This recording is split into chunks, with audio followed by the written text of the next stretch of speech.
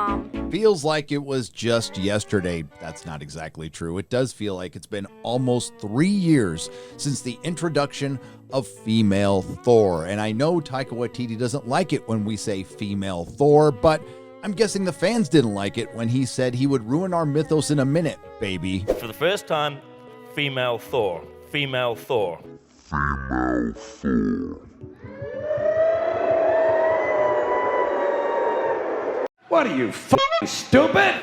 Yes, indeed, it has been 1,042 days since the introduction of female Thor at San Diego Comic-Con, when Taika Waititi got on his knee, and he was still as tall as the 5'3" Natalie Portman, and handed her a Mjolnir that was half the size of her body. It was the early days of the MCU 2 years and 10 months ago, and a few of us were trying to warn you then that this is something we've all seen before in the all-new, all-different Marvel, and it looked like the MCU was going to pass up decades of great stories that sold in the millions to rush to an era after Disney purchased Marvel filled with woke garbage that sold in the thousands. Again, some of us tried to warn you, including yours truly and Eric July, who has the best "I tried to warn you, but you didn't listen, and now you're all going to look like a bunch of crackheads" facial expression. Interesting timing with this trailer. It almost seems like Disney Marvel wants you to forget about the last one they just released. Let's go take a look at that She-Hulk ratio. No, it's not ratioed, but 400,000 dislikes, and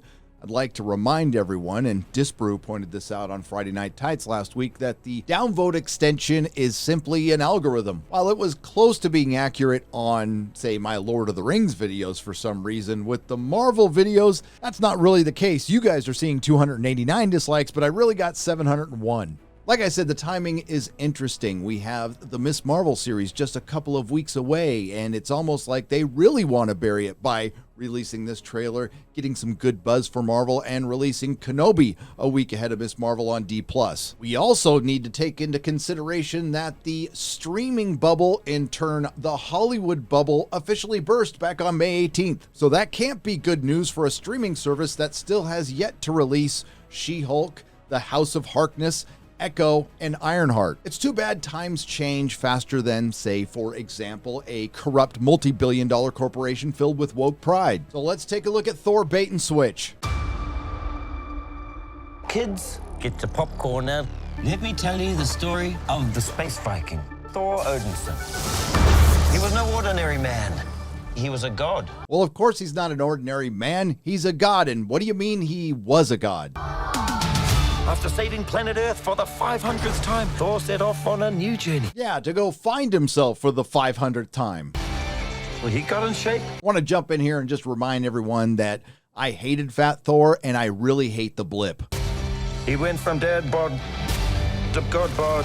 Okay, that was kind of funny. And after all that, he reclaimed his title. What? What the fuck? He reclaimed his title. What did you say? His title. What the fuck are you doing? No! No! As the one and only Thor. Well, it's deja vu all over again, and it's not only the season of the bait and switch, it is the era of the bait and switch, and it's not just Disney Marvel that's doing this. Documented on this channel, we have most recently had Doctor Strange 2, Moon Knight, Hawkeye, Thor's brother Loki. We can go way back to Iron Fist Season 2 when Danny Rand gave his powers to Colleen Wing. We suspect this is going to happen in Kenobi. It practically happened in Boba Fett, He-Man, Halo. I could go on and on. The list is getting long, but it's also history repeating itself here at Disney Marvel. There is a lot of YouTubers out there that could just dust off their old female Thor videos about the comic books. Thor is not a mantle. Thor Odinson is a name. They even say the name in this trailer. Thor Odinson. That is Thor, Odin's son, meaning son of Odin. So unless Natalie Portman's Jane Foster has a CGI Johnson to go along with her CGI arms, she's Jane Foster. Last seen in the Marvel Cinematic Universe 3,122 days ago, to give you some kind of reference. That's over 8 years. I still owned my comic shop when she was last seen in the MCU. A character so important she was only mentioned once or twice and they didn't bother bringing her back for Endgame. Well, that's strange. I feel like I just watched a movie where something very similar to this happened. Oh yeah, Laura Palmer. I'm sorry, Christine Palmer. We'll get back to that because I am not done. Oh, spoke too soon. Jane? Oh, be careful what you wish for. Listen, I've wanted Thor to wear a helmet this whole time. There was nothing wrong with the one he wore in the original Thor, and let's face it, the most comic book accurate Thor helmet we've seen is in Adventures in Babysitting. Well, just like in the final clip of the She-Hulk trailer where we got a very accurate depiction of the current Disney Marvel consumer.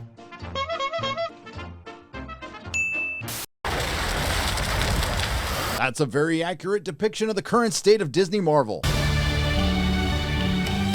The old ex-girlfriend.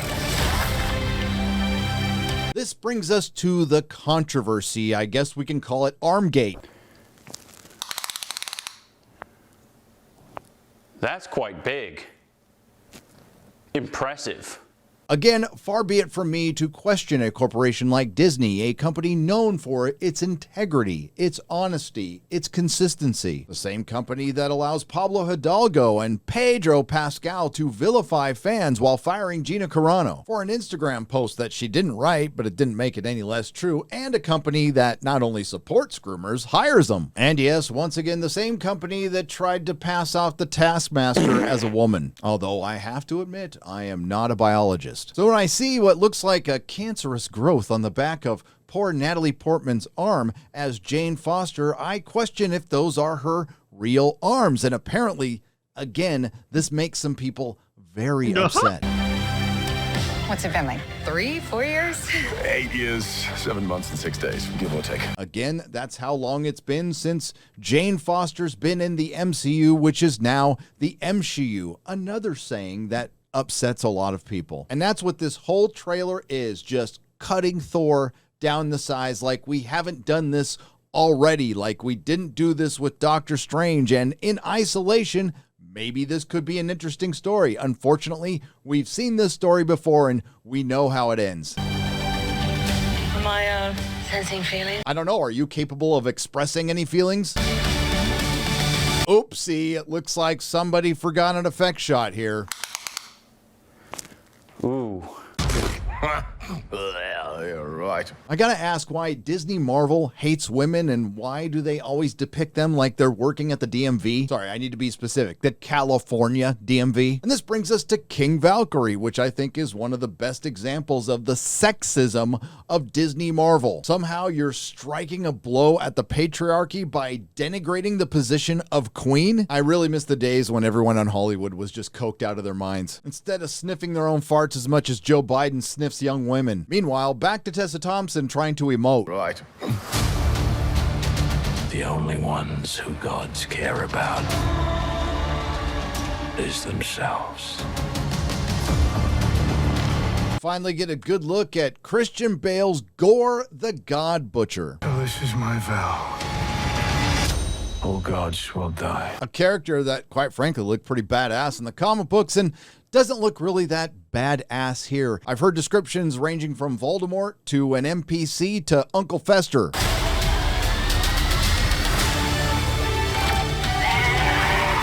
Oh, great. They have the mystical goats. They're being so accurate to the comic book. I can't wait to get a pop vinyl of those two. Well, let's go back to King Valkyrie, the race-swapped character from Norse mythology and the Marvel Comics, a character that I quite liked from a book that I like quite a bit, The Defenders. You see, Disney Marvel didn't think this character mattered, hence the lazy and superficial attempt at representation. I have a question about King Valkyrie.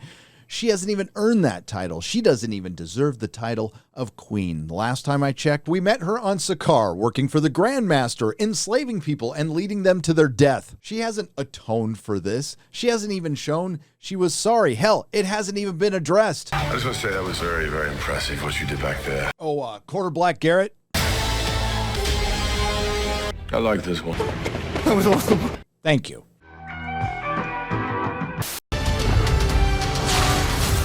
She's just my first bad guy. Oh my God, she is so awesome. Now, Hey, I could be wrong. There might be some actual character development in this film. With Jane Foster, that would be breaking from the norm with the MCU, but it's possible. Or she could just show up and female Thor will be a better Thor than Thor. You never forget your first. I really hate what they're doing to Thor. I really hate what they're doing to all the Marvel characters that we like. And I hate what they're doing to Jane Foster. And I just don't like Valkyrie in this. I wouldn't put it past the MCU at all to be insinuating that Thor was a virgin until he met Jane Foster. Nothing would surprise me at this point. Ooh, that looks bad. Now, of course, they might say it's unfinished, although this movie was supposed to be released at the end of 2021. It looks like the kind of bad Photoshop you would see on a school notebook or a knockoff DVD. It looks like Valkyrie has Zeus's lightning bolt, so you can probably assume that he's going to get butchered by the God Butcher, and those effects do look CW bad. I'm not like the other gods of kill. Wow, Wonder Thor and Uncle Fester. Look at that subtle off-white coloring. The tasteful thickness of it. Oh my God. Hey, it's Nebula, one of my favorite Marvel characters and one Disney Marvel hasn't gotten around to jacking up yet. Because I have something worth fighting for. Oh, isn't that a little heteronormative for Disney?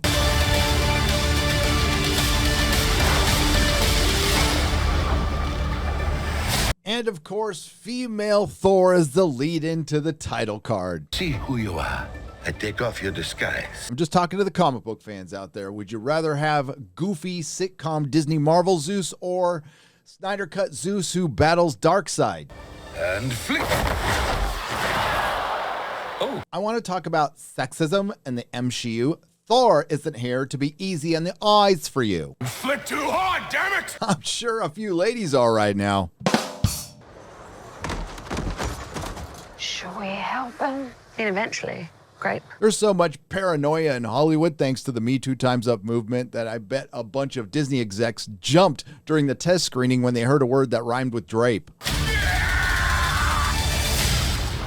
So in the last Marvel film I just watched, our titular character, Doctor Strange, was no longer the Sorcerer Supreme, playing second fiddle to Wong and pining for an ex-girlfriend. And in the next MCU film I'm going to see, our titular character, Thor, isn't the King of Asgard. He's playing second fiddle to Valkyrie and he's pining for an ex-girlfriend. Another thing that might be similar to Doctor Strange 2 Mom, where we only went to 3 multiverses, is we're probably going to see about 3 gods get murdered, and the rest of the time we're going to be exploring Thor's midlife crisis. Let me know when you start noticing the patterns, and I know, of course, there's no such thing as the MCU. You get used to it.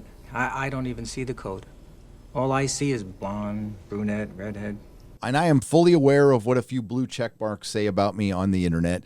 And I will just ask you this. What's closer to the truth? Is my film and television criticism of Disney Marvel product a pipeline to the alt-right, or are Disney Marvel writers smoking a crack pipe? In a different timeline, I might appreciate some of the visual callbacks to the Thor comics they made in this trailer, including Eric Masterson's Thunderstrike. I like the fact that they attempted to make Thor's Walt Simonson battle armor and completely failed at it, but at least they tried. I like the Gore the God Butcher storyline from the comics written by the somewhat overrated Jason Aaron. It's just too bad that they're never going to adapt anything properly from the Kirby or even Walt Simonson era. Who doesn't like Chris Hemsworth as Thor? And I loved the first film. I actually liked Natalie Portman and Kat Denning in it. When it all plays out, Marvel Phase 4 is going to be to Marvel Phase 1 what the Disney Star Wars trilogy was to the prequels. Then there's Armgate. I really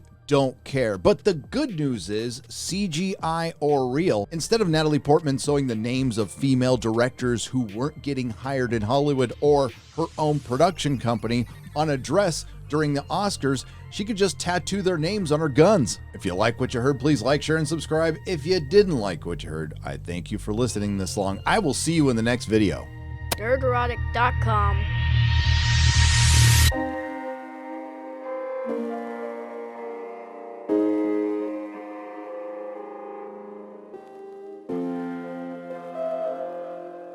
Female Thor.